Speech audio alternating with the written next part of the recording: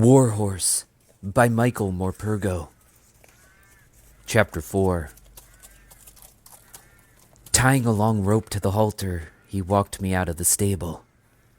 I went with him because Zoe was out there, looking back over her shoulder at me, and I was always happy to go anywhere and with anyone as long as she was with me.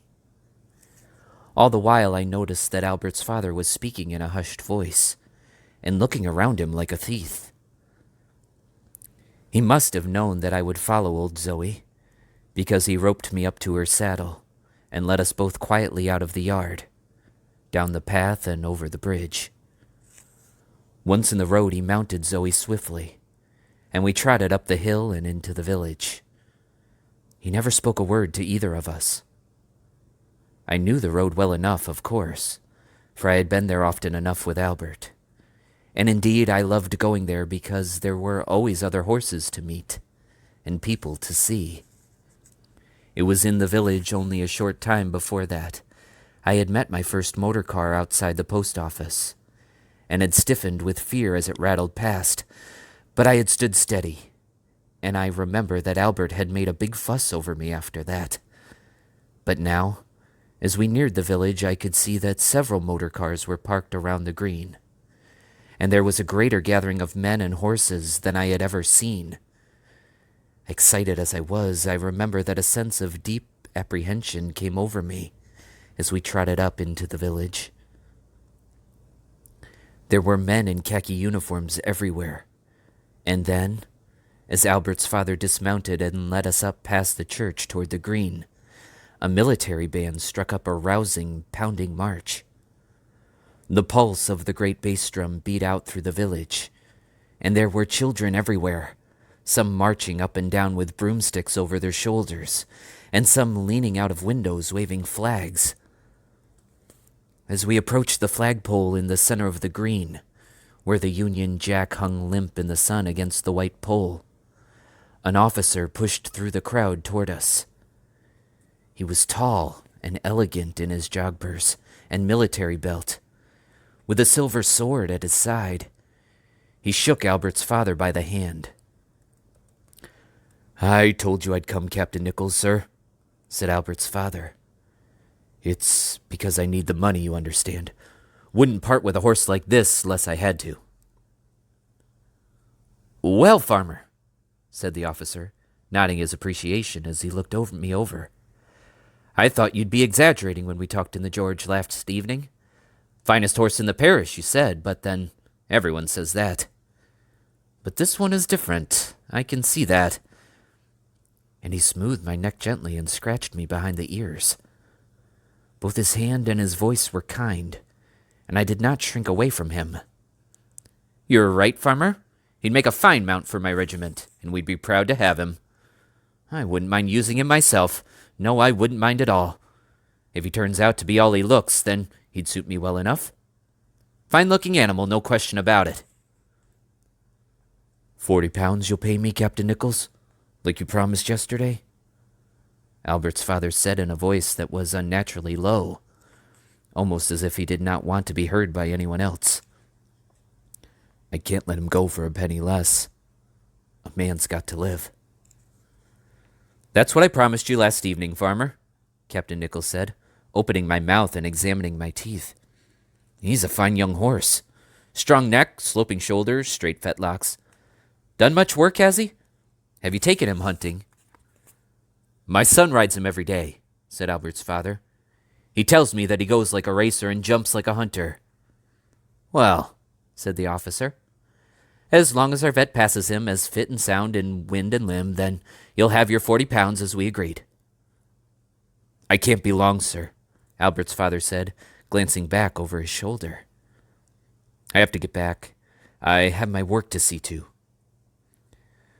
"Well, we're busy recruiting in the village as well as buying," said the officer, "but we'll be as quick as we can for you.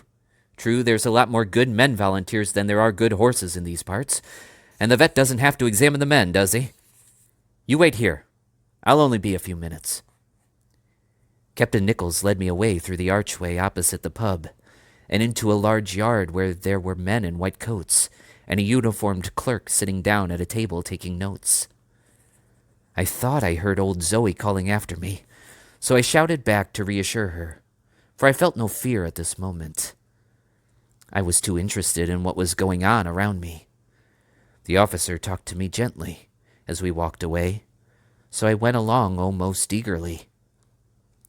The vet, a small, bustling man with a bushy black mustache, prodded me all over, lifted each of my feet to examine them, which I objected to, and then peered into my eyes and my mouth, sniffing at my breath. Then I was trotted around and around the yard before he pronounced me a perfect specimen. "Sound as a bell? Fit for anything, cavalry or artillery," were the words he used. "No splits, not lame. Good feet and teeth. Buy him, Captain," he said. "He's a good one." I was led back to Albert's father, who took the offered money from Captain Nichols, stuffing it quickly into his trouser pocket. "You'll look after him, sir," he said. "You'll see he comes to no harm. My son's very fond of him, you see." He reached out and brushed my nose with his hand. There were tears filling his eyes. At that moment, he became almost a likable man to me. "You'll be all right, old son," he whispered to me. "You won't understand, and neither will Albert. But unless I sell you, I can't keep up with the mortgage, and we'll lose the farm. I've treated you bad. I've treated everyone bad. I know it, and I'm sorry for it." And he walked away from me, leading Zoe behind him. His head was lowered, and he looked suddenly like a shrunken man.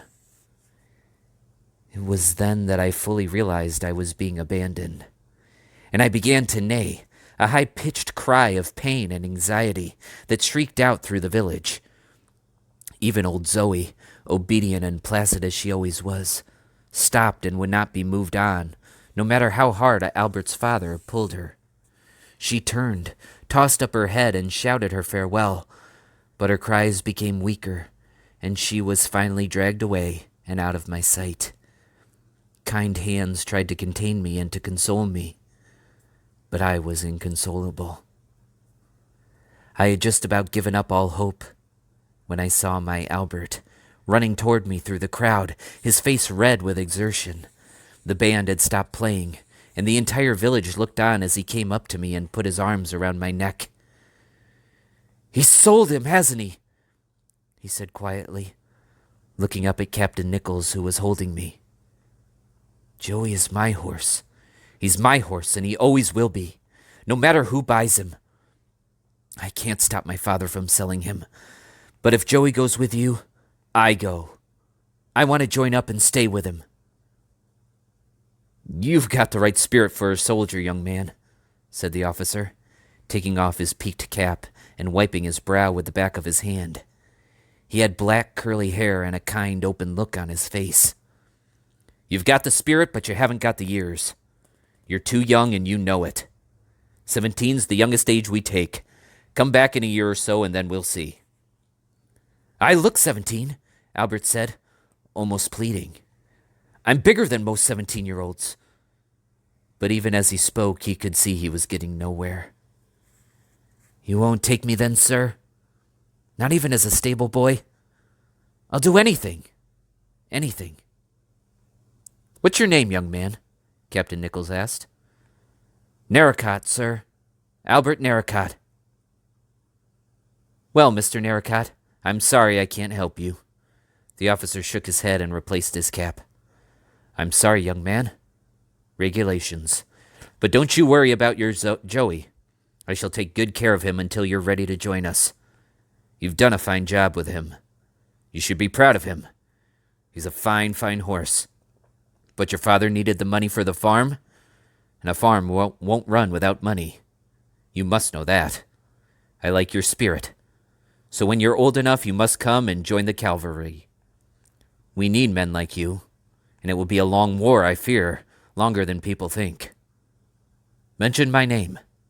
I'm Captain Nichols, and I'd be proud to have you with us." "There's no way, then?" Albert asked. "There's nothing I can do." "Nothing," said Captain Nichols. Your horse belongs to the army now, and you're too young to join up. Don't you worry, we'll look after him. I'll take personal care of him, and that's a promise." Albert rubbed my nose for me, as he often did, and stroked my ears. He was trying to smile, but could not. "I'll find you again, you old silly," he said quietly. "Wherever you are, I'll find you, Joey. Take good care of him, please, sir. Till I find him again. There's not another horse like him. Not in the whole world. You'll find that out. Say you promise?" "I promise," said Captain Nichols. "I'll do everything I can." And Albert turned and went away through the crowd, until I could see him no more.